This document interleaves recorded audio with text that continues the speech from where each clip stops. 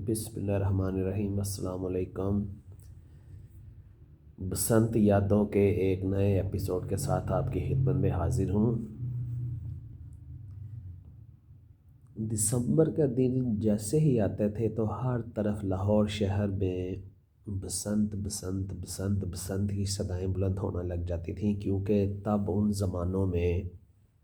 سارا سال پتنگ بازی نہیں ہوتی تھی سوائے منٹو پارک کے۔ جو شہری لوگ اڑاتے تھے وہ صرف سردیوں کا یہ 2-3 ہفتوں کا جو سیزن ہوتا تھا، انہی دنوں میں پتنگ بازی ہوا کرتی تھی۔ اس کے علاوہ پتنگ بازی کوئی اتنی عام نہ تھی آج سے 40-45 سال پہلے۔ تو جگہ جگہ پر آپ کو ڈوروں کے اڈے لگتے نظر آ جاتے تھے، جو کہ سیزنل کام کرنے والے ہوتے ہیں۔ جو پرماننٹ کام کرنے والے تھے ان کے اڈے تو اپنی جگہ پر قائم رہتے ہی تھے، لیکن کچھ لوگ دوسرے شہروں سے اسپیشلی قصور وغیرہ سے لاہور میں آ کر اپنے ڈوروں کے اڈے لگایا کرتے تھے اور اپنا سیزن لگا کر واپس قصور شہر کو چلے جاتے تھے۔ میں جب 8 یا 9 سال کا تھا، یہ آج سے 40-41 سال پہلے کی بات ہے، تو ہم 3 کزن گھومتے گھومتے اندرون باٹی گیٹ کی طرف نکل گئے۔ وہاں پر میں نے ایک پان شاپ تھی، وہاں پر ایک پتنگوں کی جوڑی دیکھی تھی جرمنی پیپر میں۔ یہ ایک ایسی نایاب قسم کی جوڑی تھی کہ آج تک اس بات کو 40-41 سال ہونے کو آگے اس کا ڈیزائن اور اس کی خوبصورتی میرے دل اور ذہن سے کبھی بھی نہیں نکل سکی۔ مہندی کلر کی پتنگیں تھیں وہ، اس کے اوپر تاش کے 4 پتے جو ہوتے ہیں وہ 4 پتے بنائے گئے تھے، اور جیسے سیم ہوتے ہیں تاش کے پتے، حکم، اینٹ، پان اور وہ پھول سا چڑیا آئی تھنک اسے کہتے ہیں، اور ساتھ میں ان پتنگوں کے اوپر 2 تیتر بنائے گئے تھے۔ اور سب سے خوبصورتی کی بات یہ تھی کہ وہ تیتر اس قدر نیچرل لگتے تھے، ایسے لگتا تھا کہ جیسے کسی زندہ تیتر کو پتنگ کے اوپر بٹھا دیا گیا ہو، اور ان کے آگے گندم کے دانے پڑے تھے۔ اور انتہائی خوبصورتی کی یہ بات تھی کہ ان پتنگوں کے اوپر جو گندم کے دانے دکھائے گئے تھے، اس میں نیچرل گندم کے دانے کے سینٹر میں جو کٹ سا ہوتا ہے، اس گندم کے دانے کے بیچ میں بھی ویسے ہی کٹ ڈالے گئے تھے، یعنی کہ یہ کاریگری کی انتہا تھی۔ میں نے اپنی زندگی میں اس سے زیادہ خوبصورت پیپر ورک پتنگوں کے اوپر آج تک نہیں دیکھا۔ وہ تحقیق کرنے پر پتہ چلا تھا کہ وہ کوئی حکیم تھے جنہوں نے وہ پتنگ بنائی تھی، حکیم پان والے کے نام سے مشہور تھے، اور وہ بھی شاید استاد جلال کے ہی شاگرد تھے۔ تو ایسے ایسے خوبصورت ڈیزائن اور ایسی نقش و نگاری دیکھنے میں آتی تھی پتنگوں اور گڈوں کے اوپر کہ جو بیان کرنا ناممکن ہے۔ اور تب وہ زمانہ تھا کہ کیمرہ بھی جو ہوتا تھا وہ لاہور میں 1 لاکھ لوگ اگر آپ ان سے پوچھیں تو اس میں سے کسی ایک حد کے پاس ہی کیمرہ ہوتا ہوگا۔ تو اس زمانے میں مطلب ان کی تصویریں لینا اور ان کو سیو کرنا بھی ناممکن تھا۔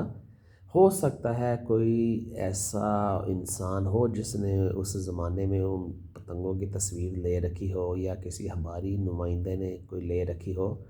لیکن وہ مجھے میسر نہیں ہو سکی۔ ڈوریں اس قدر خوبصورتی سے لگائی جاتی تھی کہ جیسے اسپیشلی کچھ شوقین لوگ ڈوروں والوں سے فرمائش کرتے تھے کہ ہمیں 7 رنگ کی ڈور لگا کر دو، تو وہ لگا دیتے تھے، لیکن اس کی مزدوری ایک عام ڈور کی جو ہوتی تھی پر پیس یا پر گوٹ، اس سے وہ 2 گنا یا 3 گنا لیبر دیا کرتے تھے، لیکن شوقین لوگ جو تھے وہ اس چیز کی پرواہ نہیں کیا کرتے تھے۔ تو وہ جب 7 رنگ کا پنا لپٹتا تھا، ہر پیری کا رنگ الگ سے ہوتا تھا، تو وہ ایک ایسا حسین امتزاج پیدا ہوتا تھا اس میں کہ دیکھنے والی آنکھ بھی اشش کر اٹھتی تھی۔ اور جب وہ کسی شو کیس میں یا کسی شاپ کے ڈسپلے پہ رکھا ہوتا تو ہر بندے کی نگاہ اسی کی طرف جاتی تھی کہ کاش یہ پنا مجھے مل جائے، کاش یہ پنا میرا ہو جائے۔ ہم بچے ہوتے تھے جب، تو ہم لوگوں کی بھی یہ خواہش ہوتی تھی کہ کسی گڈی ڈور کی دکان پہ جانا تو سب سے پہلے اس کے ساتھ یہ رفل ڈالنا کہ بھائی ہمارے آگے ساری گڈیوں کے ڈیزائن رکھو۔ ہم نے ہر چوکرا ہوتا ہے گڈیوں کا، اس میں سے ایک ایک گڈی نکال کے تو ہم نے اس کو کلیکشن کرنی ہے۔ تو وہ کچھ دکاندار تو اس بات کا غصہ کر جاتے تھے،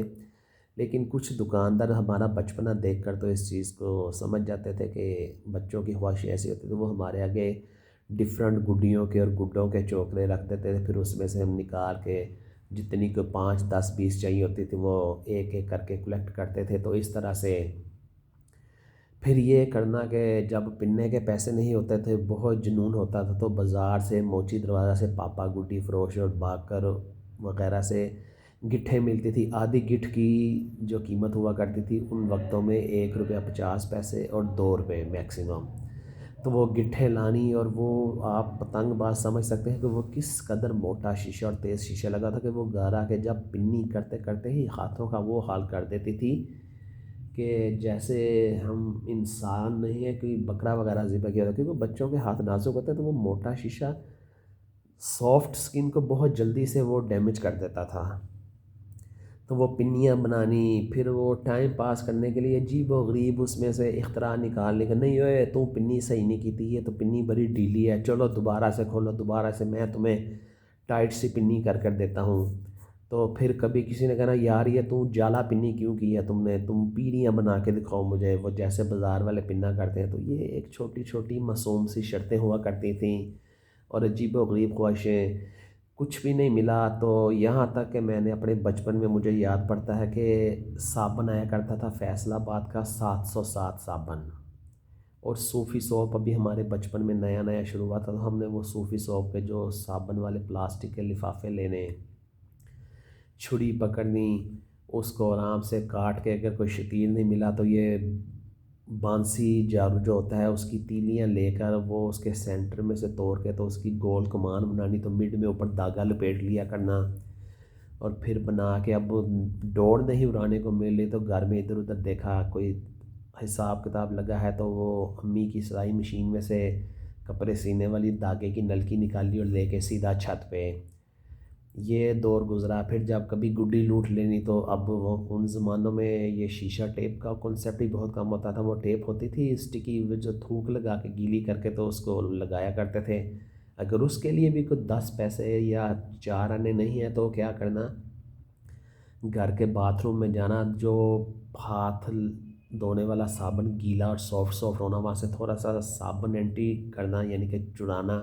اور چپکے سے نیکر کی جیب میں ڈال کر کاغذ کے اوپر چھت پہ لے جانا، اس کو